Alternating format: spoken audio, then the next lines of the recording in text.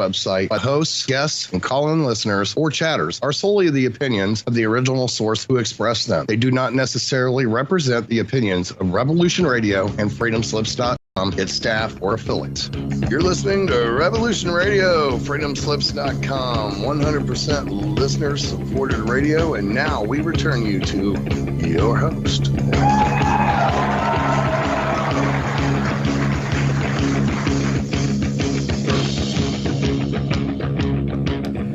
You're back with Dave and Mecky, Shiny Side Out. That's right, on Revolution Radio, the #1 listener-supported talk radio on the net. So push the donate button and subscribe to the archives.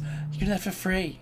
Just log in, it's all good. Get yourself some merch. We implore you to get some merch for yourself. Maybe it's okay to buy someone else or even buy yourself a gift. From the station's website, a t-shirt, a mug, or anything you like, which is fantastic. Thanks very much for allowing us into your lives. That's probably the easiest way to put it. It's the kindest way of putting it. And I should be a living example of kindness. I think we all should. I think there's a lesson there. But not very many people adhere to that lesson. This is show number 681. And Mecky's muted. 681. That's a lot of shows. 180 and 600 if Mecky wasn't muted, if he was here. But he's not. That's okay. And we're talking about mind control. This is part 4 in the series. We will get to the correct place, I'm sure, in the show notes. I'm not sure where they are. I'm seeing if I can remember where they were from last week. And we have a new document with some updates in it. And so I'm not able to see the update. But anyway, this is a really interesting topic.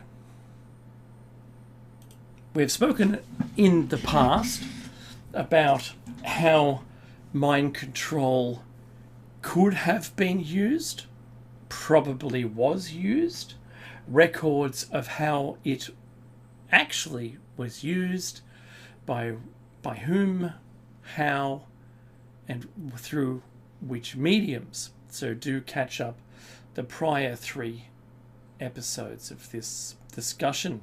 Very important. Now, Mecky's still not with me, so let me see if I can find the exact page. Let me have a look. This one?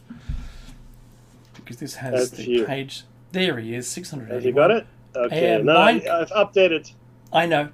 Mind control patents is the point at which we were at before. So let me have a look. That's right.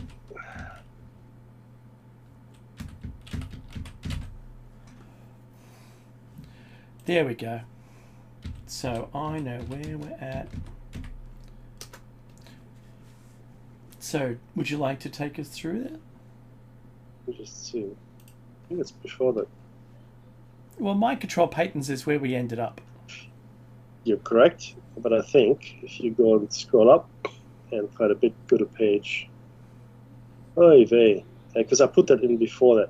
Oh, that's the smart thing to do. That one, yeah. I like that. Controversial case study. Right? Because we didn't do that. And then remote neural monitoring. We haven't done that yet.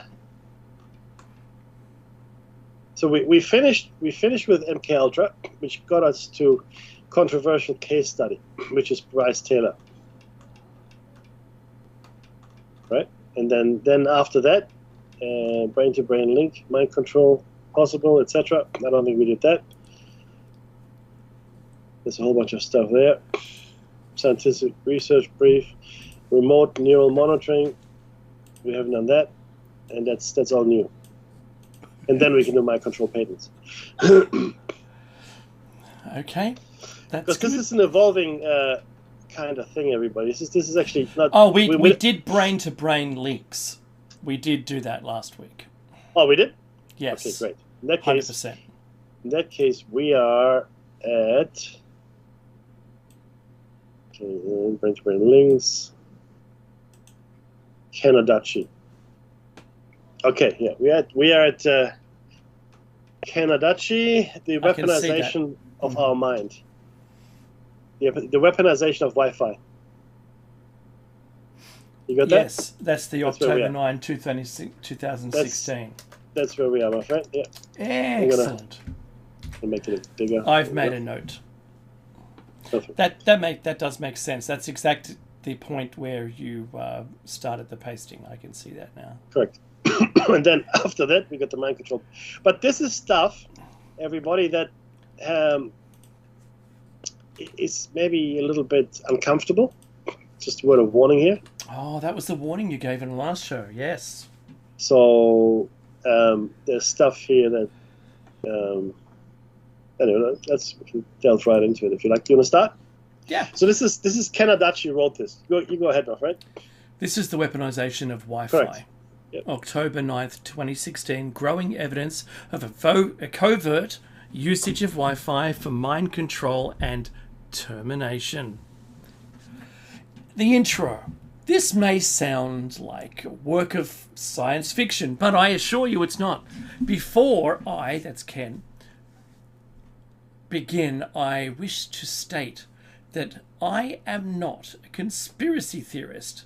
The conclusions Ken makes are the result of almost 4 years of investigation into a personal experience in which he believes he was the subject of an experiment by DARPA, that's the Defense Advanced Research Projects Agency, contractor named SARA Inc., involved in EM weapons R&D.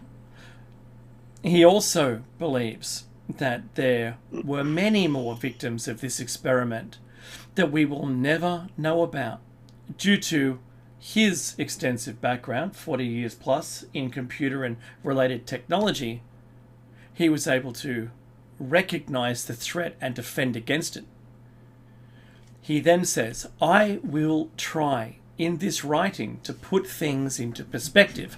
I must state at this time that I wish to remain anonymous, and this information is for informative purposes only. I'm going to flash the warning screen. Now, about me. First off, I am retired since 2010, in good health, mentally alert and informed about the technologies I spent 40 years working with. I am a low-profile individual and have always been. I have no ego to feed, and I require no recognition for my past accomplishments or failures. I do not use social media, and I use my smartphone for calling and texting only. Since my retirement, I stay at home as a result of intensive travel during my working life. I refurbish laptops as a hobby and do some specialty work on them by request. I have no reason to fear any sort of surveillance or reprisal from the government. Many years ago, I had some obscure associations with DARPA through some of the project work I was involved with that has long ago slipped away to obsolescence. Now, about DARPA. DARPA was created in 1958. Back then it was ARPA, until a D was added in 1972 by a Defense Department directive. In effort to utilize rapidly emerging technologies to stay ahead of the USSR during the Cold War. They are involved in all things that even remotely could contribute to defense research and national security. Many of their projects do contribute to the betterment of humanity, but rest assured these contributions are only the side effects of the real research objectives. These side effects help to procure their public funding, while publicly funded projects contribute to the agency's public image. Their primary research is in black projects, leading to the development of super secret technology and applications that are always years ahead of any sort of public disclosure. These operations are funded by the black budgets of the Pentagon, CIA, NSA, three-letter agencies, just insert them here, and quite possibly other governmental entities that are virtually unknown to the public. Mekki. About SARA Inc. SARA, a Scientific Applications and Research Associates, is an employee-owned company that provides special applications and product development to the defense and homeland security industries, as well as private companies. They specialize in all things electromagnetic. They are a high-level defense application contractor. Their website is http://sara.com.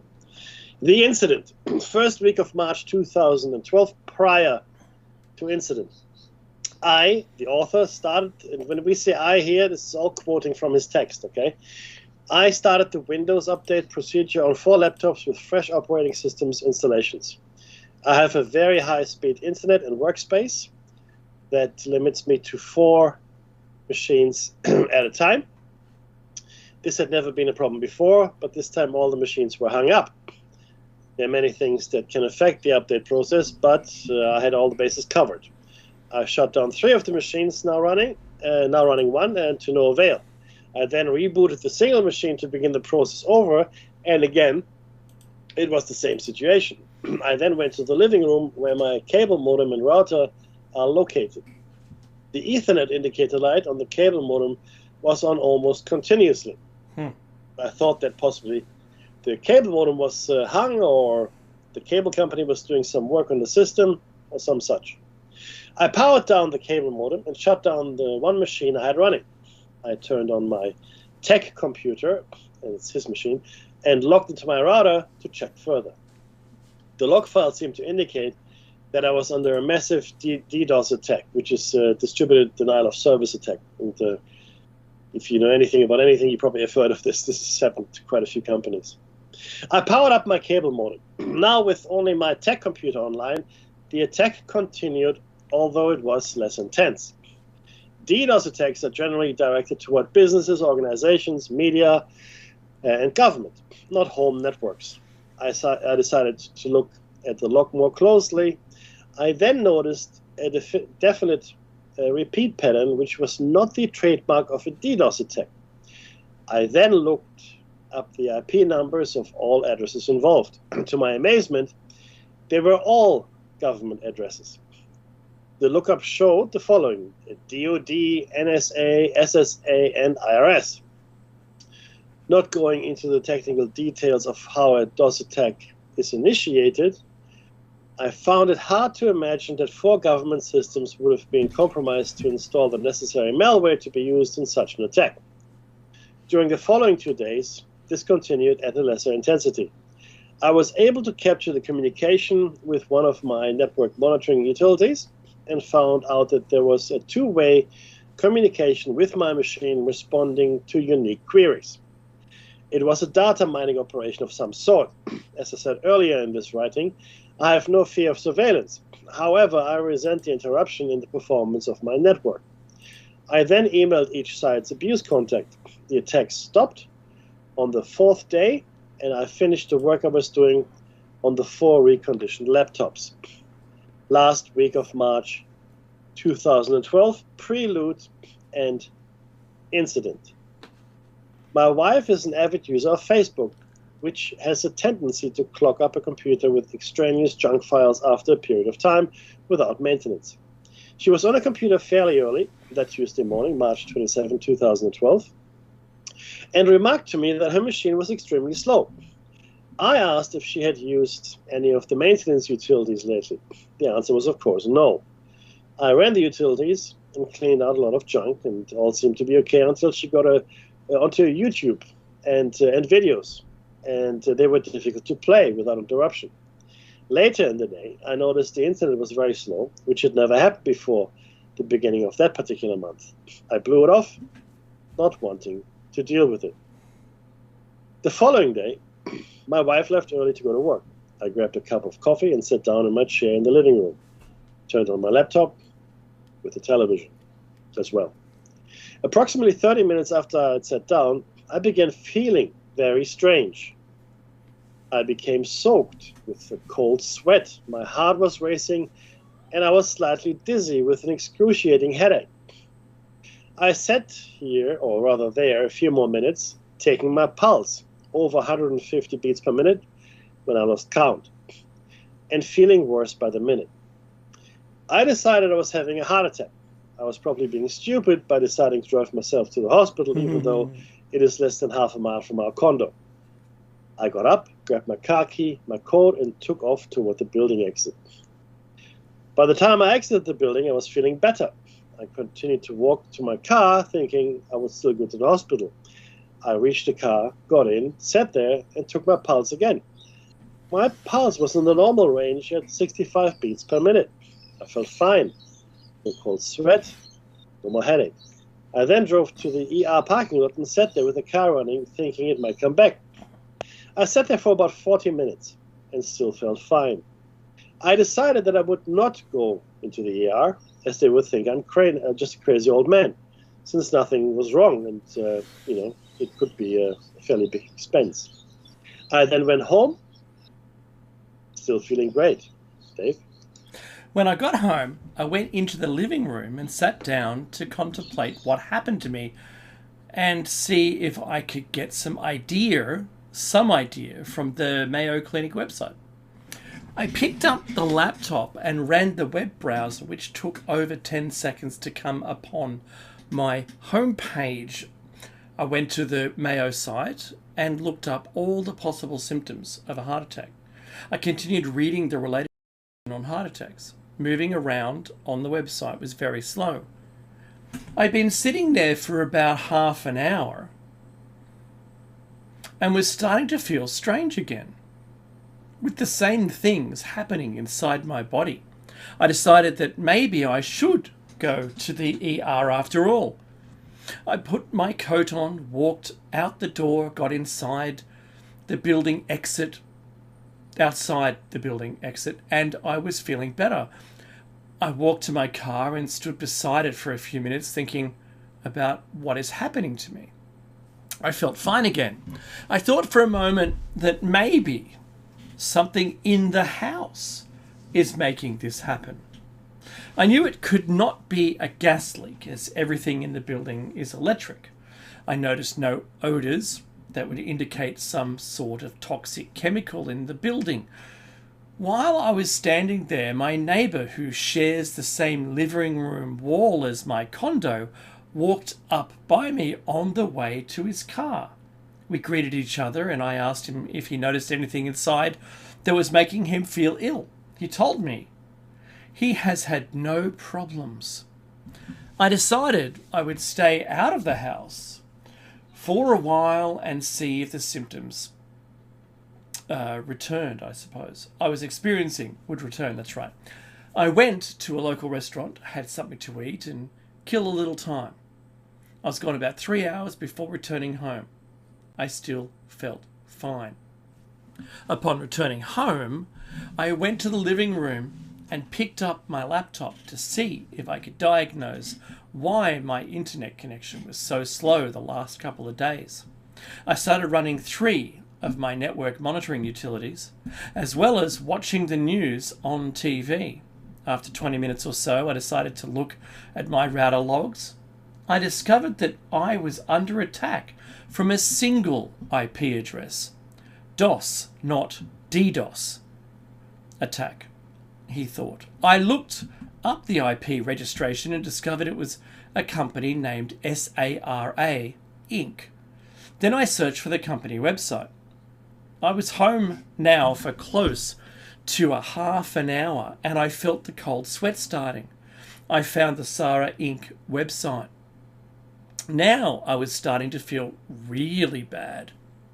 I read SARA's homepage that stated the types of research that they're doing for the Department of Defense and that they were involved with DARPA. Having briefly read the types of research they were involved with, my instinct said that they were performing some sort of test using the wireless RF, that's the radio frequencies, I was not thinking clearly enough to analyze the implications of what that test may be for. I was now almost ready to run out the door again when I turned the power off to my cable modem. Within a couple of minutes, I noticed my heart rate going down and the pounding headache dissipating. Meki. I logged into my router and blocked SARS, or SAR's, complete IP address range. Within 5 minutes, I was feeling great again. I powered on my cable modem and decided I would get a new router in case they had installed some sort of hook that would enable them to bypass the IP block in the future. This attack never happened again. By my analytical nature, I had to find out the possible ways they had accomplished this and what the possible uses might be. I printed the router log and the saved data from my network monitoring utilities. I started to look over the print-offs to see if all the lines were legible, and something seemed to jump off the pages of the router log. I noticed that the attack began 2 minutes before my computer connected to the router. The logs also showed that after 35 minutes, the attack stopped for a period of 48 minutes. Began again, continuing for another 28 minutes, then stopped for 2 hours 52 minutes, then resumed for a period of 25 minutes when I killed the power on the cable modem. These start and stop times fit with my presence and absence in the proximity of my wireless router. So to repeat, the time frames he's just given here are identical to the times he spent in near his wireless router, physically near it. How was my presence being detected when the attack began 2 minutes before I turned my computer on? Could the sensing discriminate between individuals or just anyone within proximity? I had many more questions. Brief analysis of the incident and conclusions. Initial assessment, subjectively based on knowledge of similar projects. 1.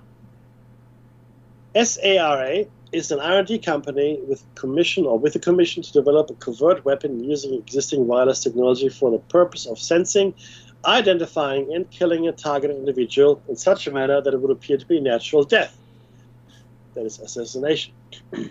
The sensing mechanism would therefore have the ability to provide positive identification of the targeted individual, or it would be useless in a targeted strike. It would be complex enough to be loaded on the ROM in the target router and have only minimal interaction with an external control program. This mechanism would use the router's wireless radio I/O in much the same way as the combination of radar and MRI technologies. The external control program would use information from the target's profile based on current medical records, for example, height, weight, body mass index, and so on, to identify the individual. This mechanism appeared to be fully developed. Dave? Number 2, SARA had developed a viable strike mechanism, viable strike mechanism that has the ability to detect, synchronize, and alter the unique heart rhythm of a targeted individual. While this mechanism works, it is very primitive because it requires an external control program to access the analog I/O of a target router's wireless radio. This mechanism was not fully developed and required a constant data stream that looked like a DOS attack on the router log. Though it was not a DOS attack to the router, it accomplished the same effect, tying up communication. If this had been a fully developed mechanism, most of the functions would be loaded onto the router's ROM, which would only require minimal interaction with an external control program and therefore not perceived by the router as a DOS attack. Meki? 3. One at a time. Yep. SRA, in all likelihood, was behind schedule and suffering cost overruns in the development of this weapon, which prompted DARPA to require a statistical milestone to justify further funding. This suggests a test sample of at least 100 subjects. Whatever the failure rate DARPA had established would have to be shown and could not be done with a single test subject, i.e. himself, which is a failure rate of 100%. Number 4, DARPA. defined the criteria for test subjects. The NSA then accessed information from various government and private systems to provide a list of variable test subjects.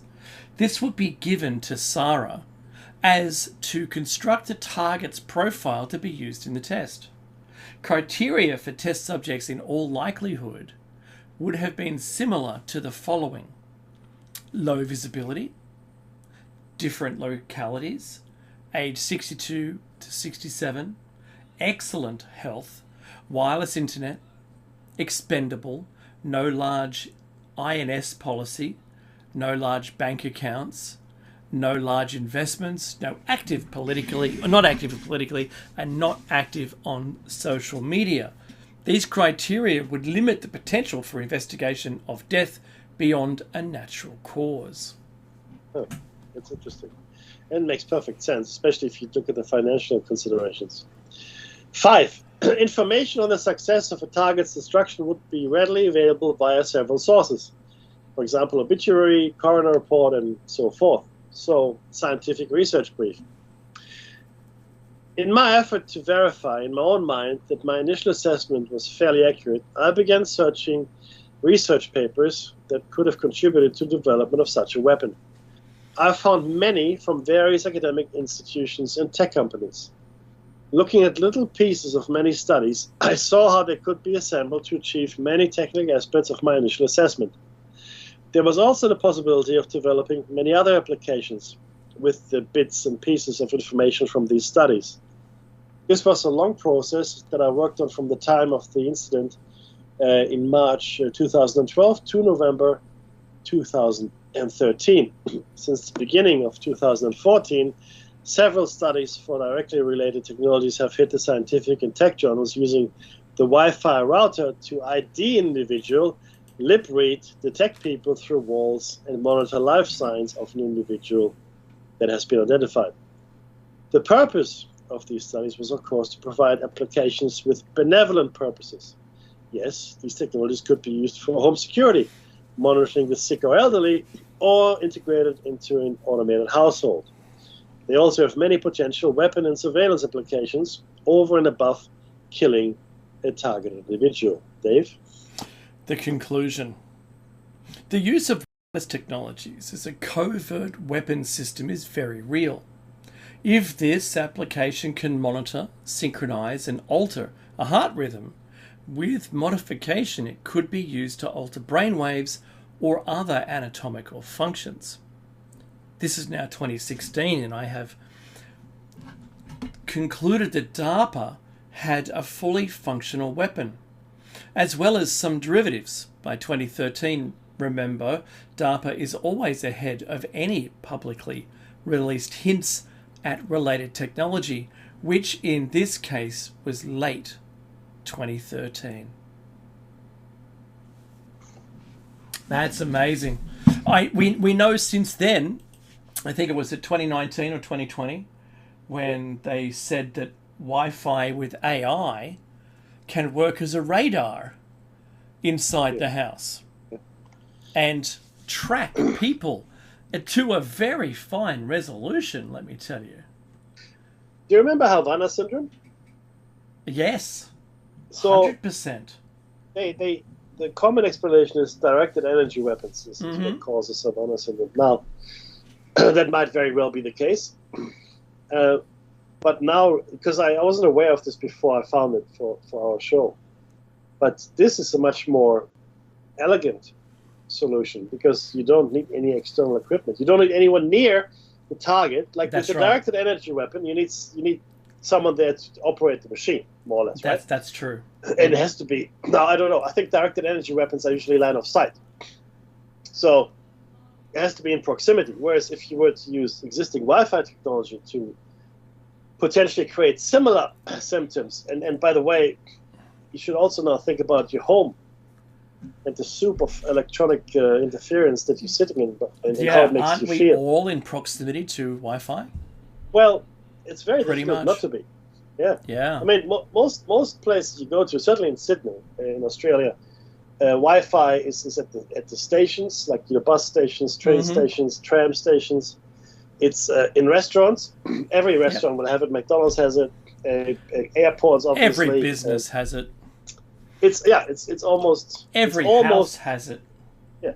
However, there are dark spots, and I notice it when I listen to my radio, obviously, or when I've got really bad reception on my phone, or no reception at all, when I completely drop out.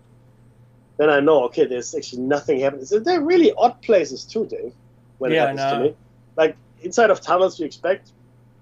But if you travel from Hornsby to North Sydney, that rail line has a lot of very dark spots. Yeah. Now, if I had the money, I would buy property there along the that's line. The thing, right? Yeah. Look, if you can build a Faraday cage, which is not actually as hard as you might think, you really only have to get yourself a platform, and then sort of encase it with a non-conductive material, and make sure you're not actually.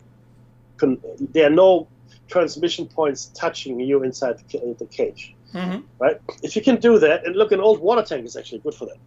If you have big enough old water, I mean, I'm not saying go into your water tank, but if you have got an old metal water tank, the warning screen up again. Phrasing, that'll do the trick, right? Your car, in many ways, could be repurposed for that, right? If you really wanted to. But anyway, look. I just thought this is fascinating, and it gets worse.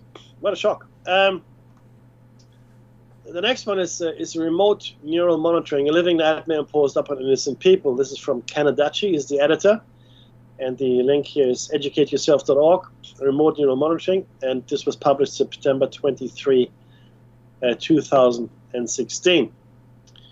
And now you can't actually. This is funny. There's this tip here that the author is giving you. To post this article on Facebook, link to the tiny URLs you see below. Facebook will remove any article identified as coming from educateyourself.org, which is interesting in and of itself. Wow.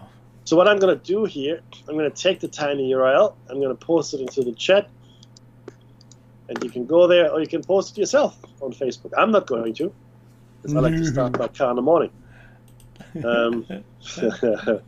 What? You think we're joking about that, right? Not really joking. We're not. No, not today. So that's come on. That's a bit slow. Here we go. That's it. Like, if anybody wants to post it, knock yourselves up. Now, and there's an editor's note here. The information provided in the YouTube video link found below has accurate information about the shocking and nefarious capabilities of remote neural monitoring satellite technology. However, the electronic voice narration is spoken too fast and is annoying to listen to. The video includes some portions that are print only and other parts that are printed screen and electronic voice. The author or the editor here has typed out all of the information presented into a single English transcript, which can be translated into any other language using Google Translator or the electronic translation found above. It is hard to know how many people in the United States are being tortured and victimized by this horrendous victimization of innocent American citizens by government agencies, including the U.S. Air Force, the CIA, the NSA, and other military intelligence groups, often working in collusion with corporate players and big city police. Some have estimated 4,000 to 10,000 victims, while others have suggested it's closer to 100,000 victims, and others yet have claimed that it's as high as 3 million people. If we don't do something soon to stop this high-tech torture and go after the cretins who are doing it, it's going to eventually enslave and victimize everyone in this country. If we allow this to happen, life in the United States will become a living hell. Dave? Yeah, totally. I've pasted the YouTube clip into. I'm doing it right now. Paste that into the chat as well, so chat can have a look. Remote neural monitoring. The purpose of this video is to inform you and the public of the illegal criminal use of remote neural monitoring via satellite technology.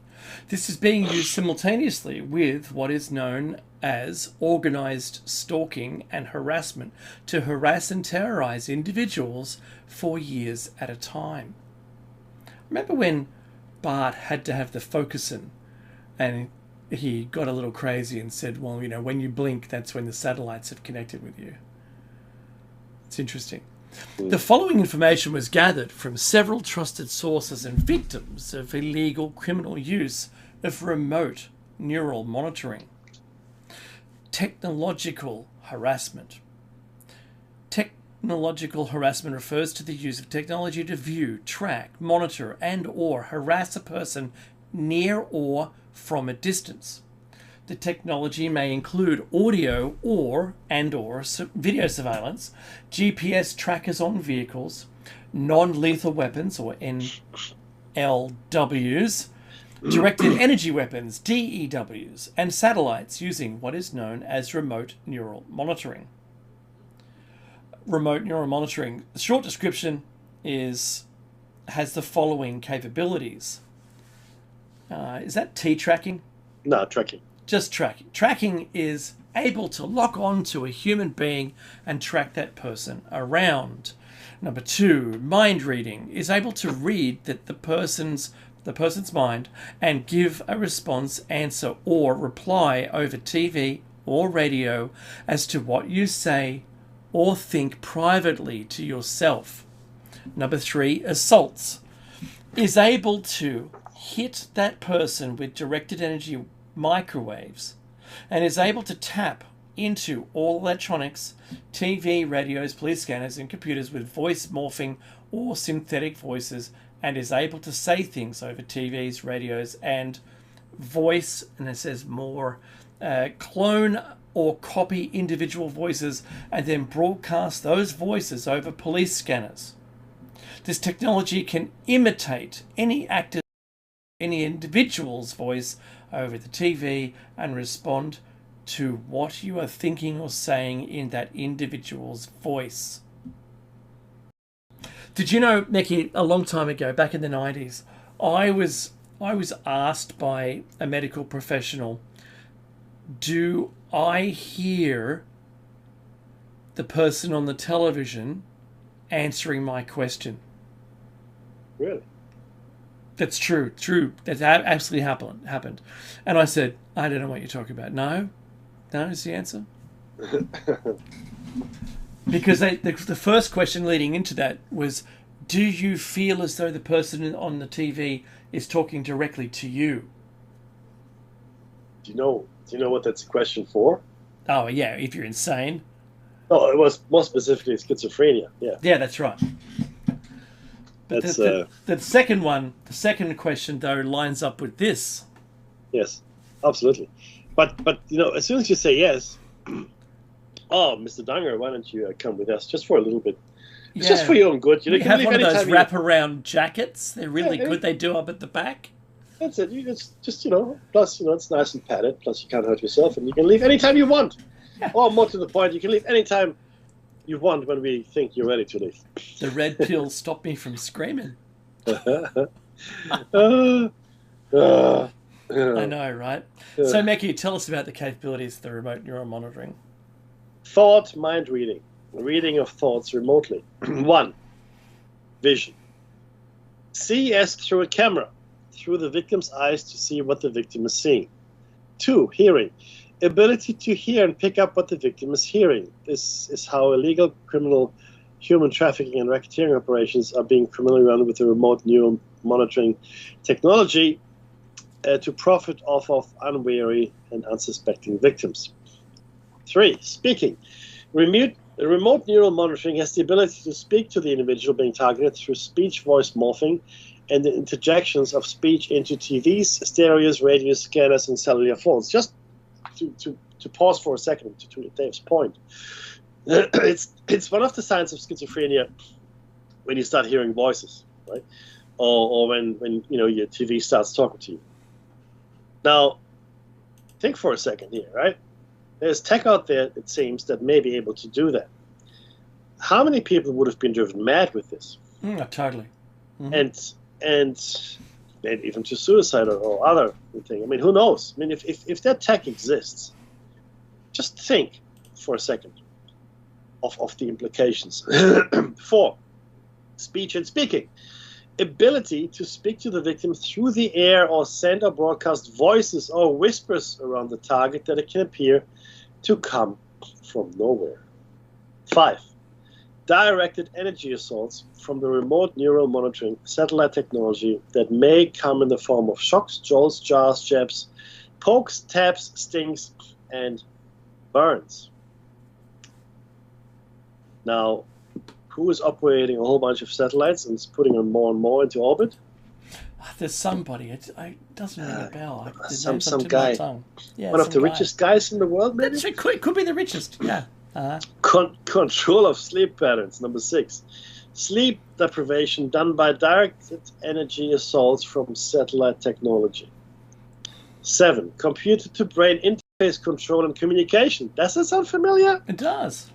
Complex control of the brain, such as implanting thoughts, retrieving memories, implanting personalities. Now, I hate to say this, and the thing is, I wasn't aware of this when I wanted to do the show, Dave. Mm-hmm. But I did want to do the show because of the things that are happening in the States at the moment. Specific, not just in the States, but specifically in the States, and how members of the administration have done a 180 on a lot of things. Yeah, that's and right. How Elon Musk seems to. I mean, it's what Elon Musk is doing is unprecedented. We've never seen anything like it in America, with relation to a sitting president. And but now, a computer to this is 2016. Mm-hmm. 2016. Yeah, that's 9 years ago. Sorry, Wow. no, I lied to you. This is 2013. Yeah. Not 16. 16 was the other one. This is 11 years ago. When did the Neurachip come out? Let's have a look. Neurachip. Neuralink. Yeah. Neuralink. When did that hit the market? Neuralink. When was the company founded? Let's see. Neuralink. Here we go. Neuralink. Blabbity blah blah blah. Here we go.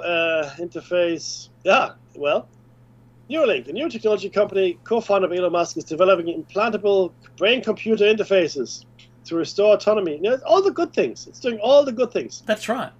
None of the bad things. None. When was it founded? June 21, 2016, which is 3 years, or 3.5 years after this was published. Yeah. 3.5 years after. Now, one of the hosts, Solaris Blue Raven, spoke about this psychotronic warfare or pushing communication control of people. Yes. She ended up going from there was some legal things that happened, and her claim, which was that her handler made communication through the technology to meet her at a location on a date and time, and which they did. She did. Isn't that crazy? Yeah. And this was all non-verbal. This non-active technology, you can't see it, but when they use if you were to do telepathy or something between two people, it's more or less you need to consent to it. If you're pushing, like with using a technology, you have no control. I'm reading between the lines. You would have no control over whether it was happening to you or not. And like we found in the medical show that we did prior to this one, the American government has been doing things to people without their permission. So would they be able to do this without permission? Absolutely. Because where's the proof? You would just end up rocking backwards and forwards in a chair with one of those wraparound jackets getting the red pills. That's the truth. That's what would happen to you if you said that any of this was happening to you. So this is where I think this is the scariest part, and you're absolutely right. I'm putting a warning screen up again. I'm not saying it's real. I'm not. We aren't saying it's real. But what we're saying is this has come to light as a technology that is being said to exist. Correct. I had to put that premise out. No, that's fair. Why don't you tell us about the science of being criminally targeted with remote neural monitoring? So that's why I pre-read it. That's why one of the warnings. So number 1, having your thoughts read remotely. Number 2, feeling as if you were being watched. They're harmless enough. Bit paranoid, but that's okay. We actually already have a warning system in our person where we may feel as though someone's watching us. And that can be true. It can be real. It's one of our own skills. Number 3, having individuals engaged in organised stalking against you, dropping hints or conveying to you by actions that they can see you.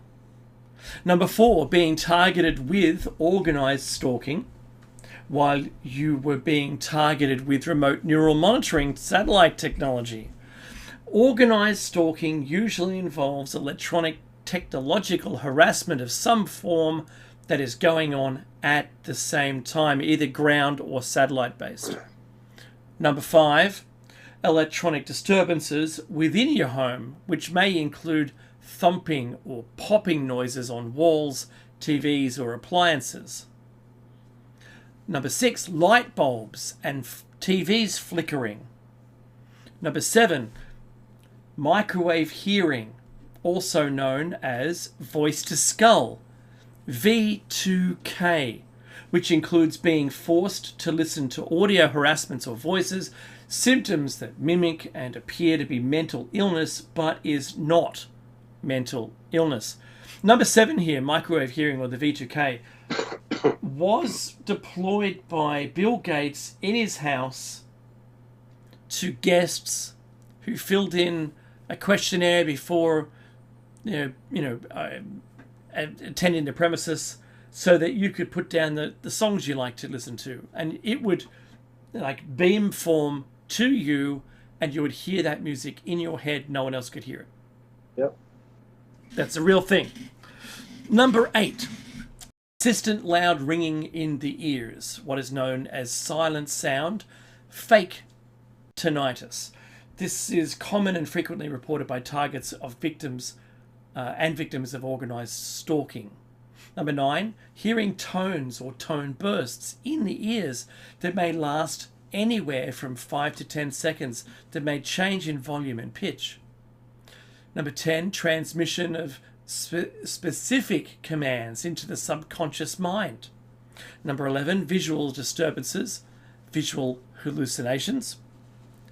Number 12, injections of words, numbers or information into the brain via electromagnetic radiation or radio waves, or by the remote neural monitoring satellite technology. And number 13, lucky 13, being touched or tapped or hit by an invisible force, or having parts of your body suddenly moved, causing pain to any nerve of the body or to the body using directed energy from a remote neural monitoring satellite technology. Now think about that for a second. That is so beyond next level. It's not even funny. We don't need the panopticon. This is it. Like, if you put AI in charge of this, oh jeez, there are no longer any. Are there? Would there be any issues anymore? I don't think so.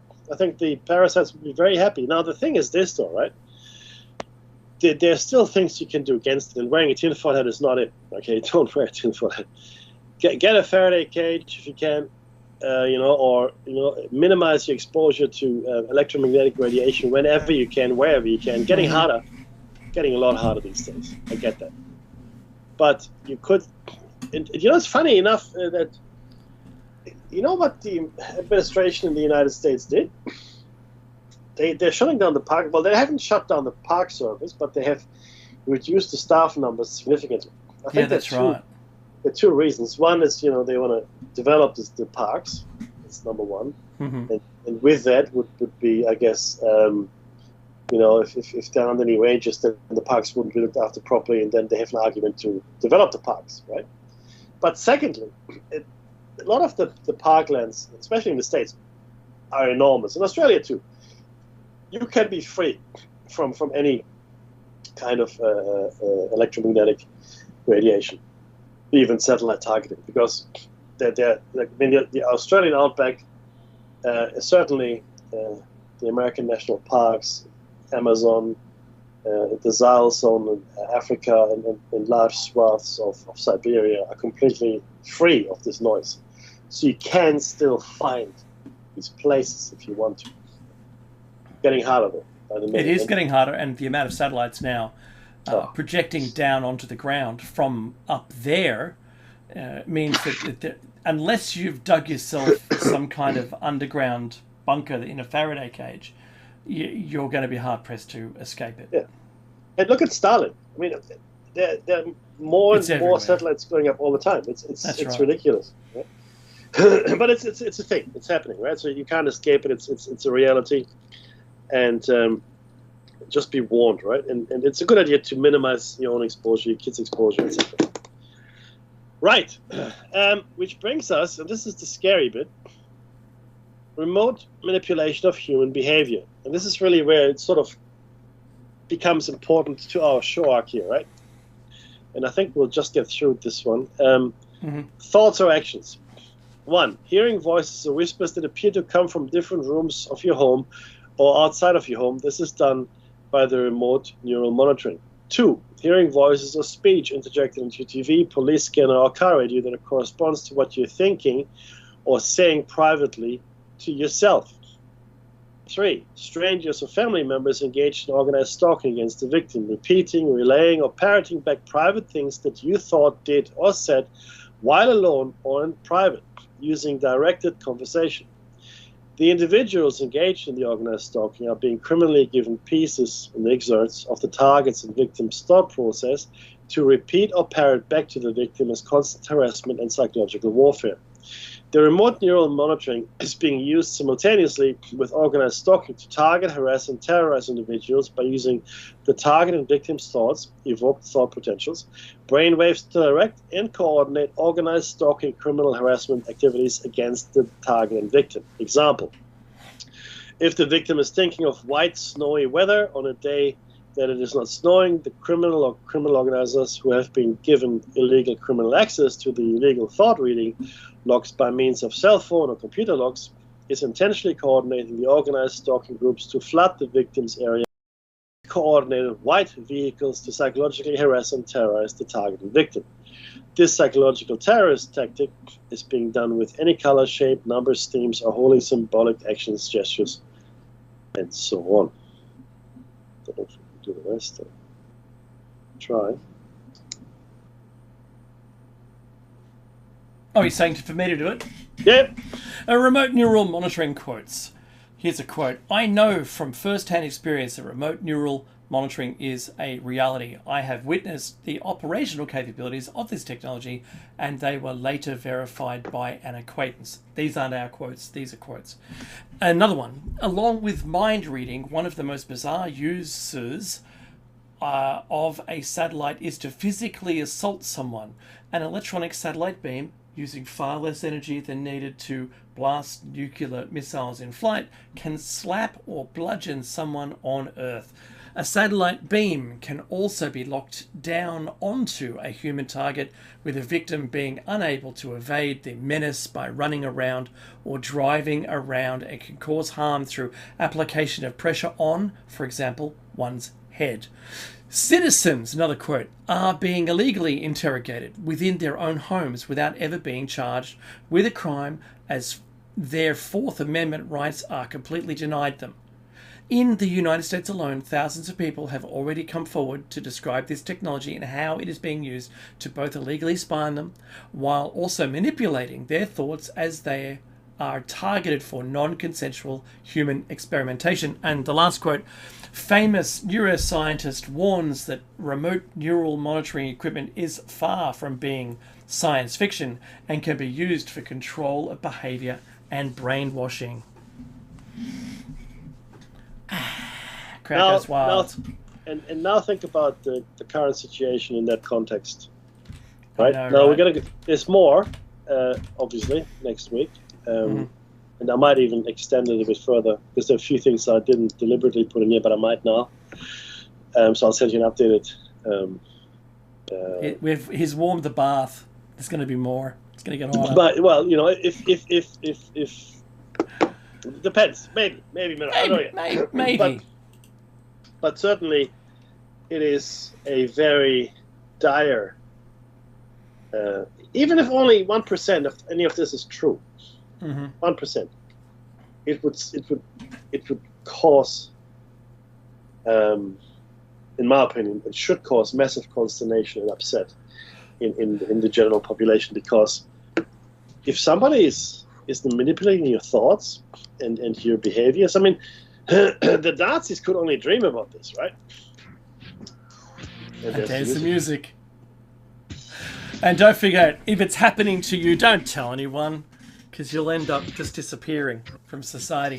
Meki, this is the end of the second hour of Shiny Side Out. You can catch us on Tuesday and Thursday morning, 7 a.m. in Plato's Cave. And in the meantime, Meki, what do we ask? Be safe. Be safe, that's right. Take care, everyone.